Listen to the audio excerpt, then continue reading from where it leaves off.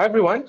Today I will talk about candlesticks and what form the anatomy of the candlesticks, and probably touching on some psychological aspects of it. So let me use the OHLC bar. So you can see that the part that is jutting to the left, this horizontal level thingy, this is actually forms the opening price. So when price actually goes lower and went back up, this will form the low. Same for the high. Price will attempt to go jut up, and then when it closes lower, this will form the high, and finally the closing part. Right. So the opening is always to the left, the closing is always to the right. Most of the time for a Forex chart, the opening will be matching the closing of yesterday. There are times there might be gaps, but it is not common for Forex chart. So even if there are gaps, usually the gaps bar are pretty small. So in this case, this will be 14 pips. This will actually be about 9 or 10 pips. Gaps are actually much more noticeable in stocks and commodity charts. So for the S&P 500, you can see that the gaps are actually significantly larger. This will form about 340 pips, and this will be about nearly 300 pips. Same for the WTI, which is a commodity chart. Now, this may sound very basic. So with one daily bar, we actually have 6 4-hour bar. So that forms our H4 chart.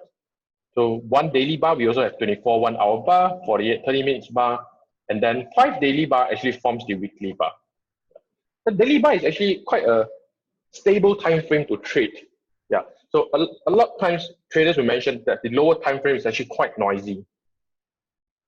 And the lower time frames, especially 1 minute, 5 minute, 15 minutes, is actually dominated by computers, the high frequency traders. So no matter how good you are, you can never outperform a machine. That's the truth of it.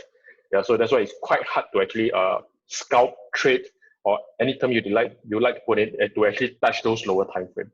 The daily time frame actually represents the mass psychology of every players in the market. Since it represents everyone, that means it's actually quite stable to trade, especially if you have a good strategy to trade with. Right, so this is the Aussie Yen chart. Let me go to the lower time frame just to show you what is actually happening for this bar. So you can see that this is actually what looks like in the lower time frame and what is happening.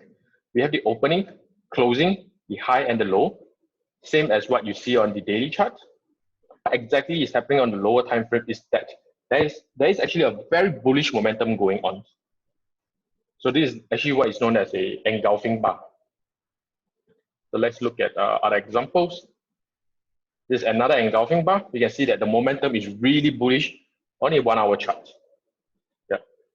So another example, really bullish momentum. So what we are trading on the higher time frame in essence is that we are trading an existing momentum on the lower time frame. And if the momentum is strong, and we know that trend don't happen a lot of time, but when it does happen, that means there's probably a huge fundamental shift in the market.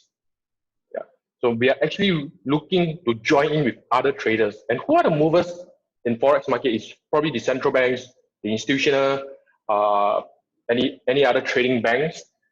So when they move the market, we are just really followers.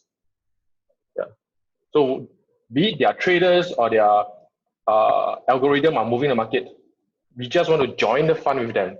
Since they have already moved it, let's join with them. On the hourly chart, which is dominated by them, is really quite hard. And moreover, on the daily time frame, we are already trading on the existing momentum that has been proven. So this is why sometimes the people with larger account, they actually prefer trading on the larger time frame. So it's a much more stable market to trade with, especially when the lower time frame already has an existing trend.